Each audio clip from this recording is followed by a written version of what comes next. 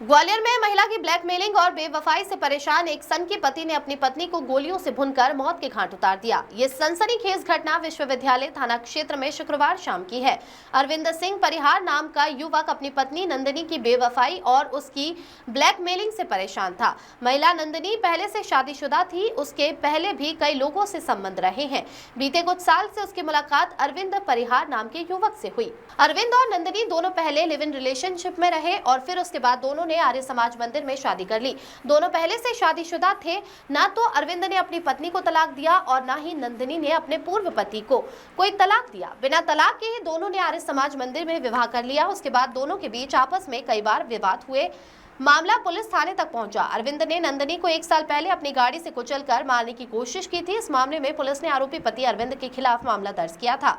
जब मामला न्यायालय में पहुंचा तो नंदिनी अपने पति अरविंद के खिलाफ दर्ज की गई एफआईआर को झूठी फिर करार दिया। इसके बाद दोनों कुछ समय के लिए अलग हो गए और फिर वापस सिरोल थाना क्षेत्र में किराए के मकान में नंदिनी अरविंद के साथ रहने लगी।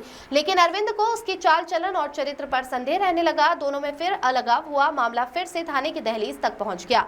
अभी हाल ही में नंदिनी ने पुलिस अधीक्षक कार्यालय में जन सुनवाई में पहुंचकर अपने इसी पति अरविंद परिहार के खिलाफ आरोप लगाया कि उसने अश्लील फोटो वीडियोग्राफी वायरल किए हैं और उसे अश्लील फोटो वीडियो भी भेजे। पुलिस इस घटना की जांच कर ही रही थी कि तभी अरविंद ने अपनी पत्नी नंदिनी को उस वक्त मौत के घाट उतार दिया जब वह पुलिस अधीक्षक कार्यालय से वापस लौट रही थी। वह ई रिक्शा में सवार थी और तभी अरविंद ने उसे रोका और रूप सिंह स्टेडियम और बाल भवन के बीच नंदिनी को 5 राउंड फायर कर गोलियों से भून दिया। हालांकि इस मामले में अब तक पुलिस इन्वेस्टिगेशन में जो बात निकलकर सामने आई है कि नंदिनी पर भी पहले से कई आपराधिक वारदातें दर्ज थी। उसने अपने पूर्व पति की हत्या में 4 साल तक जेल भी काट चुकी है।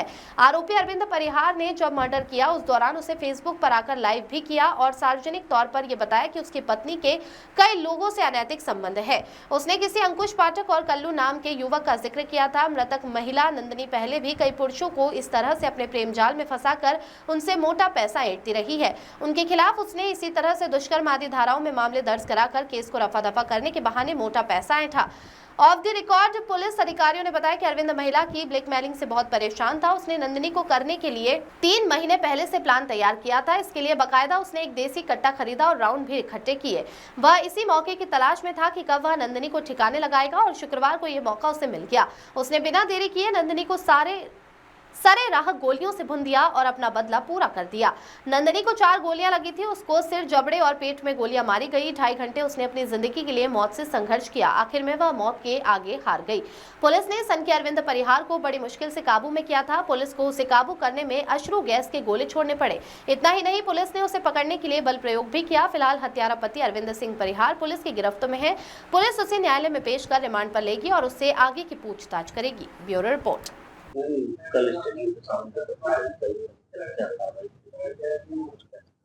थाना विश्वविद्यालय क्षेत्र अंतर्गत कल एक घटना हुई थी जिसमें एक पति द्वारा अपनी पत्नी की गोली मारकर हत्या कर दी गई थी। इस पूरे प्रकरण में एफआईआर दर्ज कर ली गई है और आरोपी को भी गिरफ्तार कर लिया गया है। मृतिका को पीएम के लिए हमने पहले इलाज के लिए ले जाया गया था और इलाज के दौरान 2 घंटे बाद उनकी मृत्यु हो गई और उसके बाद अभी पीएम के लिए उनकी बॉडी रखवा दी गई है। परिजनों से संपर्क किया गया है। परिजनों के आने के बाद अग्रिम कार्रवाई की जाएगी। उसके साथ पाया गया कि 2 लोग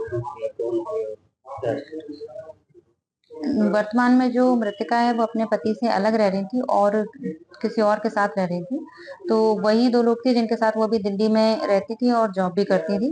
तो वो लोग दिल्ली से इनके साथ यहाँ ग्वालियर आए हुए थे और वो घटना के चक्षुदर्शी भी हैं और इस एफआईआर में फरियादी।